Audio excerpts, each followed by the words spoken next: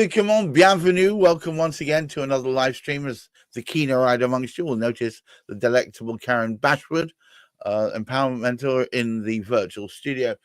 We often discuss and toss around ideas, and usually it's a learning day for me, talking about different aspects of humanity. Although Karen is an acclaimed empowerment mentor, specifically focusing on women, much of what we discuss is applicable to all and every sex and all and every gender. It's really about what it is to be human. And today's topic is no different to that. I'll read it to you. Our relationship with yourself is a reflection of your relationship with others. Now, I've already tried to describe that and fallen completely foul. So, Karen, what do we mean by this? Okay, your relationship with yourself is a reflection of your relationship with others, in the sense of what you put out is what you get back. So if you want a good relationship with others, you need to have a good relationship with yourself. Right. So it's more than just do as you would be done by. It's almost do as you would be done by to yourself. Yeah. So if you can identify how you want to be treated, then you should foster it, I guess, by right. But so many people are, and I'm using myself as an example, completely unaware of the impact of their words and their actions. They'll rush ahead, maybe hot-headedly, do or say a bunch of things, leaving disaster in their wake without any realization until maybe years later. And again, I'm using myself as an example of what they were doing, and even not necessarily even realizing why they were doing it, but what the effects are. I mean, most people just seem to be completely unaware of how their words can affect you. Yes, as I had a discussion yesterday with a gentleman who works with men who are facing potential divorce and separation. It's the realization that we forget to communicate what we want, but first we need to communicate with ourselves what we want and need. And to do that, you have to get to know yourself. That is something that is probably the most important thing you can do for yourself, over and above even starting to love yourself. Because until you know yourself, how can you truly love yourself? Well, yes, because you're loving an unknown quantity otherwise, aren't you? I think the biggest issue, men, and I'm not trying to be an advocate for what men do or want, but I'm just from casual observation, is in this modern society we find ourselves in, where men often feel like they are one misstep away from being cancelled or being diminished in some way, that they end up second guessing how they should feel. So rather than actually feeling stuff, they analyze how is it I'm supposed to feel in this situation.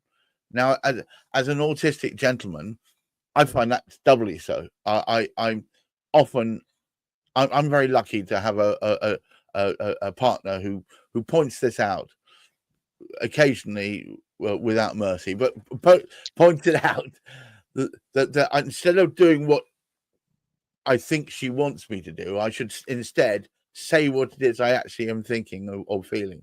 And that's quite hard.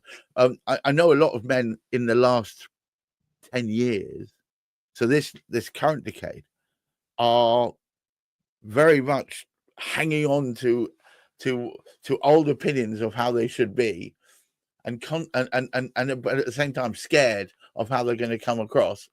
It's just a terrible situation, really. Well, that's why we have so many problem relationships, because we are not being honest with ourselves or with our partners. We always try and second guess. That doesn't serve anyone, because I'm second guessing what somebody is thinking about. So I'm going to behave in a different way. Why not just be honest with how you're feeling, so they then know, so they can actually be honest back? It's a hard thing. I think a lot of it is fear of the unknown. So we are now, by saying, well, I want you to be honest with actually how you're actually feeling, it's the worry of how that information is going to be received, I think. Because it is, Yeah. because if you've been masking your entire life, or you've been masking all the time, because you're frightened of what people might really respond to if they knew how you are really thinking, then the moment you take the mask off, that's kind of a leap in the dark, isn't it? Yes, but what fun. What fun to suddenly say, well, actually, I'm going to say what I'm really feeling. And you might discover actually that leap in the dark opens up a whole Pandora's box of totally different relationships. Because if we're constantly second guessing, we're actually doing a disservice to ourselves and to the other people, because neither of us really know what's going on. So you are going to have situations which occur that don't need to occur, arguments, cold silences and all kinds of things like that, simply because at the end of the day, you've expressed something that they're expecting to hear, but isn't what they want to hear. Yeah. Whereas if you're actually honest, you could end up saying the one thing that they're really wanting to hear from you. It's a conundrum, because I think, and I have to say this, I think it requires a certain amount of courage, and bizarrely on both sides, really, because I think it's courage. For instance, I found the man in this to say what I've been truly not said before. It's a brand new expression, and it might fly contrary to what other people think. And it's also courage on the basis of the listener, because rather than jumping to judgment, they need to have the courage to wait and absorb the lot before reacting. And that's a lot to ask. 2 sets of courage. But then again, what is courage? I think courage is the willingness to take a step into the dark. Yeah, that's all it is a willingness to try something different. Yes. And how hard is that? We do it every day of our lives. It's very scary, Karen, doing something different is very scary. Yeah, but you're doing it all the time. You're taking courage in your hands and doing something different all the time. All you're now having to do is actually admit to yourself that I've not been telling the truth. And that is something that so many of us need to do, is to actually admit to ourselves that actually I've not been telling the truth to myself, let alone anyone else. And yet we take courage in our hands every day and make a decision that we could potentially damage ourselves with. Well, that takes courage. I'll tell you why. Make that decision. But I think the reason why is there are some normalized decision taking. That's the thing. We've normalized some of those. If you look at it, you say, you really? You did that without thinking about it, and yet you're making a fuss over it. That the thing is, when you normalize some, look, let's go silly. The most normal decision in the world is to cross a road. Yes? And yet crossing a road could end you. Literally, a misstep here, a trip there, whatever, and you'd be all over. You'd be done. And yet we take those decisions like they're nothing. Like they're nothing. You have not acknowledged that it's courage that makes those decisions. Right. Yet it is. But it's also, I think, and maybe we need a bit more of this. it's also that casual belief that we're going to be okay, Yeah. that we're going to get through it. And I think in many ways, we, as a species, we've kind of lost a little bit of that. Lost a lot of it. Well, you know what I mean? It's the I'm gonna, but just what happens if? That's anxiety. That is simply your ego going, this is different. So I'm going to make sure you're aware it's different, and I'm going to keep you in your safe zone, your comfort zone. I'm not going to let you step out of that, because but the only problem with the safe zone is it's really boring and tedious. Which is why I said, let's have fun. Yeah. Because you might be surprised when you have fun how much life changes. We have become so fixated in doing things properly. Sorry, I don't do things properly anymore. Yeah. It's the unwillingness to, let alone step into the shadows, even look in that direction. That's what seems to be the right now. But if we don't take those steps in a different direction, we're just repeating the same thing again and again and again. And you said yourself, we do things to the point where we're bored of doing them. So why would we want to do things that are boring? As kids, we don't. And yet, as adults, we spend so much time repeating the same things that it becomes boring, because we are repeating. I have a note in front of me that says limitless potential. And I see that every time I look up at my computer screen. Right. I cannot miss it because it is literally on my peripheral. That means that regardless of what's going on in my life, there is a limitless potential. So what you're indicating by that is you're not putting a cap on it. You're not putting blinkers on it. You're saying, yeah. And I think, do you know what? I have a different sign literally there. I've got 4 letters, which is JFDI. Would just flip and do it, because sometimes the ego holds me back and says, no, don't do that. It's different. And I look at it and I think, no, just take the plunge. Or to quote a certain American fizzy drink, what's the worst that could happen? Half the time, the things I'm going back to my crossing the road analogy. The things that really, if you think about it, one should take pause on, we don't.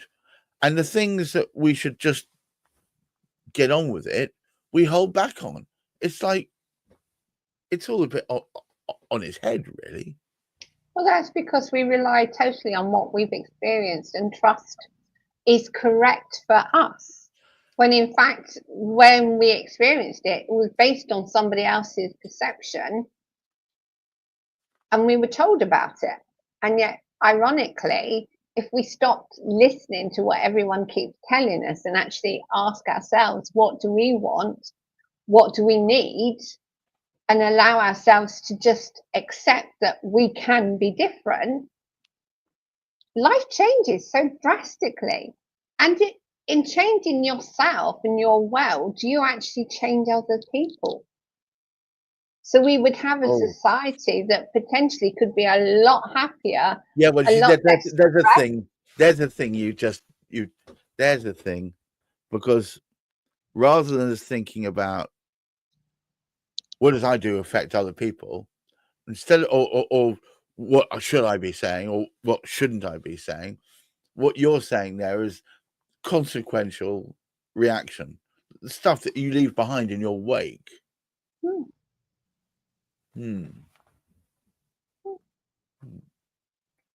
Yeah. As usual, ladies and gentlemen, Karen leaves me with ideas that often get me turning little cogs in my mind quite long after we have our conversations. All right. Back to business. Now, look here. all of you out there, I want to draw your attention to a wonderful podcast, which I have the privilege of editing, which is the Empowered Women Life Leaders podcast. You can see the QR code in the corner. I suggest you take a look, or a listen, I should say, or both, in fact, because now it is available both audio and audiovisual. Slightly different. The audio is a bit more tightly edited because it's audio, but the visual is still punchy and still will pack a punch. And I recommend you check it out. It's definitely worth a watch. And the other thing is, I wanted to talk about, if you feel like you want to, and you're a lady, and you particularly, forgive me, gentlemen, but at the moment she's focused on ladies. I do speak to gentlemen, though. Oh, you do? Right. Sorry. Well, okay. Yeah, I just don't market it. I focus more on women, but I do work with gentlemen. But if you want to start your wellness journey, I would recommend, first of all, visit KarenBashford.com and perhaps even set up a little preemptive strike of a conversation with her and find out where you're at. I know many people who speak very highly of Karen's ability to help them find their way, act as a catalyst, if you like, which is what she's rather good at. And she certainly helps me. And I thank her for it. So to all of you out there,